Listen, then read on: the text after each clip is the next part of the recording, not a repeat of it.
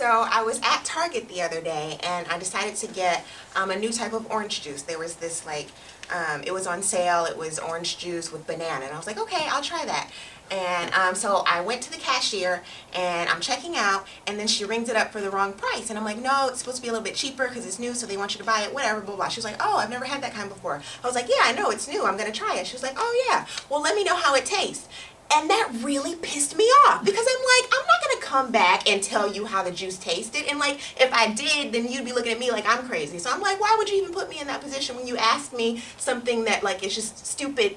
I felt like it was chit-chat, which is another pet peeve of mine. Like, I don't like chit-chat. I don't like when people just, you know, make conversation when they don't really have anything to say. So I felt like she said it because it was like something to say. But it's like, I would have been an idiot if I actually would have went back and like told her, oh, by the way, that orange juice was delicious. She would have been like, what? Who are you? So that pissed me off. Oh, I also don't like people who are rude drivers and like honk their horns at people. Like, I know this is bad, but I feel nostalgic for the old days, you know, like when you were afraid to honk your horn because you were afraid that somebody was going to like come out and like, you know, pop a cap or something, you know? Like, I don't honk my horn because you never know who might be behind you or who might, you know, who you might be honking your horn at. They could get you, you know? They would pop the trunk and do a little something. But nowadays people are just, you know, honking their horns like crazy just for no reason, you know, just because like they're in a hurry. You could have the right of way or whatever, but they're just in a rush and they honk their horns anyway, and I wish they didn't. Oh, I also hate it when people, when you ask for directions, right? So you're like, you know, you're lost or whatever, and you ask for directions, and then the first thing they ask you is, well, where are you going? I'm like, what does that matter? Like, I told you, you know, I'm looking for I-94 or I this or whatever, and you're like, well, where are you trying to get to?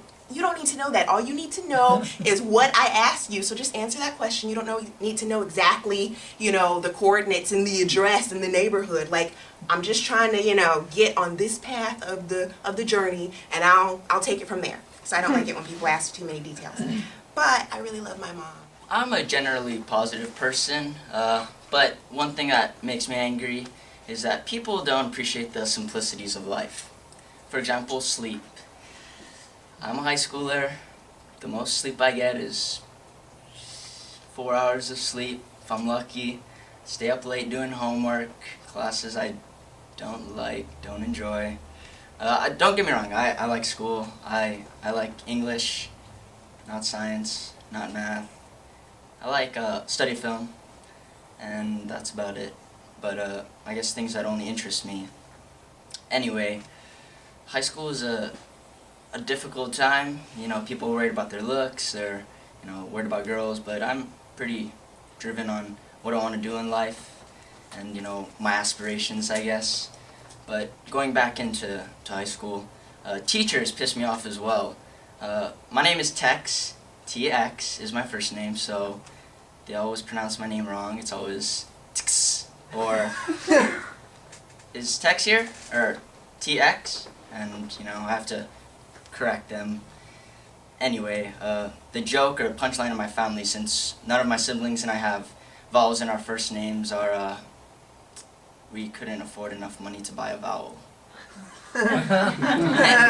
Anywho, another thing that makes me angry is teachers don't really know what goes on behind closed doors or outside of school. For example, I cared for my grandfather for 13 years of my life. He suffered from Alzheimer's, so I had to, you know, clean his poop, feed him, and that was pretty taxing on me, and some teachers weren't as understanding to the situation, knowing that I have to wake up at 4 in the morning, feed him, change him, and put him on the bus to go to daycare. But I guess that makes me appreciate everything in the long run, and through caregiving and through all my experiences, I've learned to appreciate the little things in life. Aww.